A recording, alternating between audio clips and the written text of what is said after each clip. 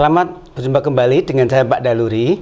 Pada hari ini saya akan membicarakan materi yang ke-5, bagian tumbuh-tumbuhan dan fungsinya. Bagian tumbuh-tumbuhan antara lain adalah akar, batang, daun, bunga, buah, dan biji.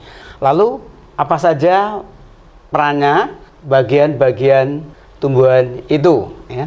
Baik, sekarang kita dari bawah. Akar memiliki fungsi yaitu menyerap air, menyerap zat-zat hara, lalu memperkokoh tumbuhan, alat pernapasan, juga tempat cadangan makanan. Jadi itulah fungsi akar.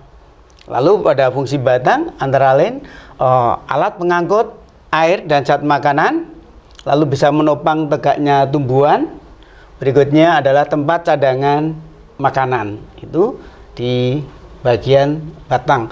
Berikutnya ini pada ke daun. Daun tempat terjadinya fotosintesis, penguapan, dan alat pernapasan. Lalu ada bunga. Bunga itu fungsinya untuk berkembang biak. Sedangkan buah yaitu untuk melindungi biji dan tempat cadangan makanan. Dan yang terakhir adalah biji.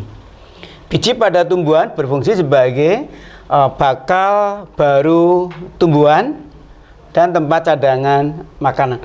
Itu adalah bagian-bagian dan fungsi daripada tumbuhan.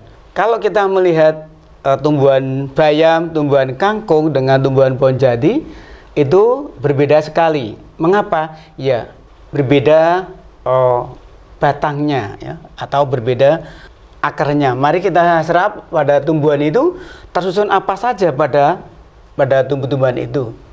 Ya, yang pertama adalah jaringan tumbuhan dan fungsinya. Kalau kita lihat di sini gambar ini, di dalam jaringan itu ada lapisan epidermis, lapisan korteks, endodermis, xilem, dan fluem.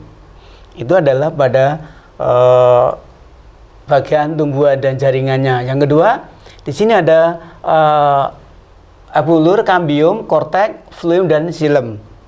Itu adalah bagian pada batang tumbuhan. Lalu apa saja fungsinya? Baik, kita cermati bahwa jaringan epidermis itu yang di luar itu adalah melindungi jaringan bagian dalam. Jadi pada jaringan epidermis yang di luar itu melindungi, sedangkan xilem itu penyalur air dan zat-zat hara yang dari akar ke daun. Jadi dari akar ke daun. Lalu phloem atau pembuluh tapis itu menyalurkan dari hasil fotosintesis ya, dari daun ke seluruh bagian tubuh tumbuhan. Jadi phloem itu adalah menyalurkan dari setelah ada hasil fotosintesis tadi, disalurkan ke dalam tubuh tumbuhan. Berikutnya adalah lapisan kambium. Kambium memperbesar diameter batang tumbuhan. Maka kalau tadi disampaikan mengenai batang pada bayam, pada kangkung dengan jati sangat beda.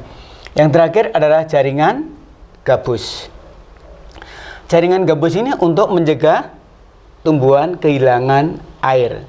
Itulah jaringan pada tumbuhan. Bagian-bagian hewan dan fungsinya.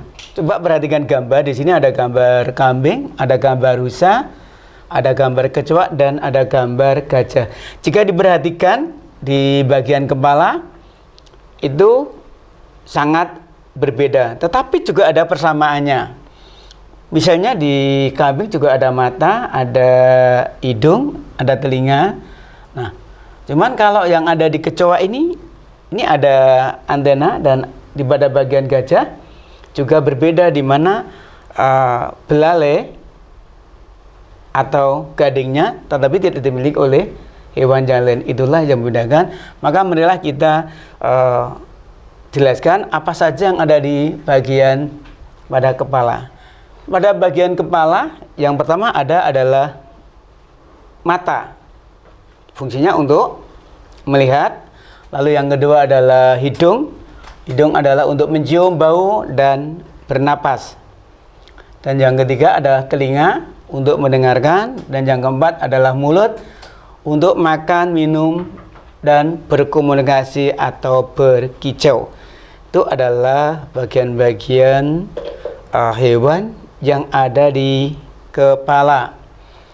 Selain bagian itu, ada beberapa, di antaranya adalah pada hewan kecoa atau belalang itu memiliki antena. Lalu untuk apa antena itu?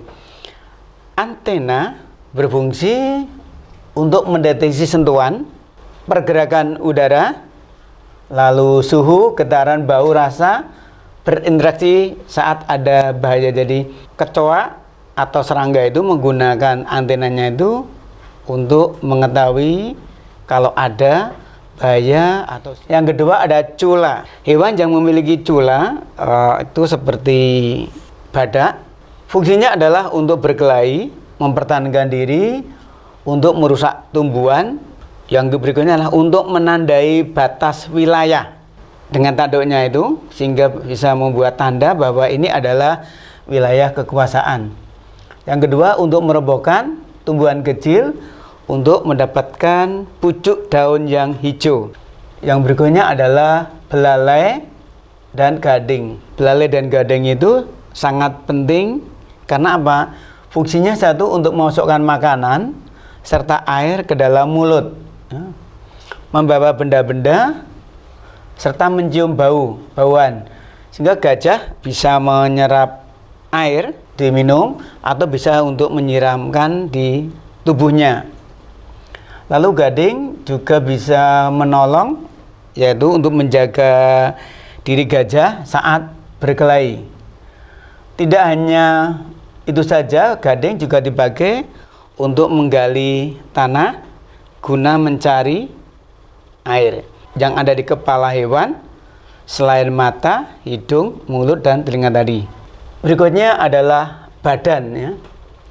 Pada badan hewan itu terdapat beberapa organ tubuh, misalnya ada pencernaan, ada pernapasan, dan ada peredaran darah.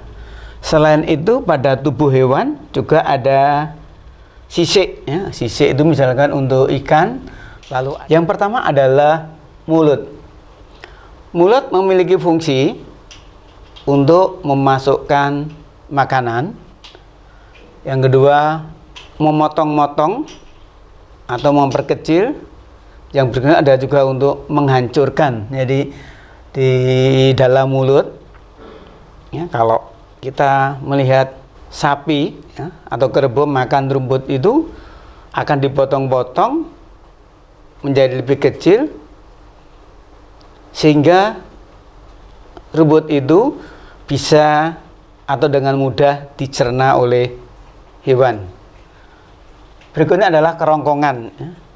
Kerongkongan atau esofagus adalah saluran organ penghubung antara rongga mulut dan lambung. Jadi sebelum makanan masuk ke lambung itu ada kerongkongan di mana menghubungkan antara mulut dan lambung. Nah, sekarang adalah lambung. Apa saja fungsinya lambung itu? Nah, setelah melalui kerongkongan atau esofagus, makanan akan masuk ke dalam lambung. Maka lambung hewan ruminansia selain berproses untuk pembusukan dan peragian juga berguna untuk penyimpanan sementara makanannya untuk dikunyah kembali. Jadi lambung itu pada hewan ruminansia atau pemakan rumput tadi, setelah dimakan atau dikunyah, dipotong kecil masuk ke dalam lambung, maka di dalam perut itu terjadi peragian. Berikutnya di dalam lambung itu terdapat 4 ruangan, yaitu rumen, retikulum, omasum, dan abomasum. Dan yang berikutnya adalah usus halus. Usus halus berfungsi sebagai berikut. Setelah makanan telah halus di dalam ruang abomasum, maka makanan tersebut didorong masuk ke usus halus. Di dalam organ ini sari-sari makanan diserap dan diedarkan oleh darah ke seluruh tubuh. Selanjutnya ampas atau sisa makanan tadi dikeluarkan melalui anus. Itu adalah berikutnya adalah alat pernapasan pada hewan. Setiap hewan pasti bernapas. Kalau hewan itu masih hidup pasti bernapas. Tetapi apa kita tahu alat pernapasan apa saja yang ada pada hewan? Baik, kita mulai dari yang pertama adalah pada hewan yang bernapas dengan paru-paru. Apa saja? Hewan yang bernapas dengan paru-paru seperti kuda, sapi, unta, harimau, orangutan, kambing, itu semua bernapas dengan paru-paru. Yang kedua, bernapas dengan insang, yaitu ikan ya, seperti ikan nila, ikan bandeng, ikan mujair. Lalu ada yang bernapas dengan kulit. Hewan yang bernapas dengan kulit yaitu cacing. Ada lagi pada hewan amfibi, katak kecil itu kecebong, itu ketika masih kecil bernapasnya dengan insang. Tetapi setelah menjadi katak dewasa bernapas dengan paru-paru. Kupu-kupu ya, atau belalang atau jangkrik ya, ini bernapasnya dengan trakea. Jadi kalau kita menjumpai hewan yang alat pernapasannya dengan trakea, ya sebangsa serangga tadi. Demikian materi yang telah saya sampaikan. Semoga dapat bermanfaat dan menambah ilmu pengetahuan. Sekian, terima kasih.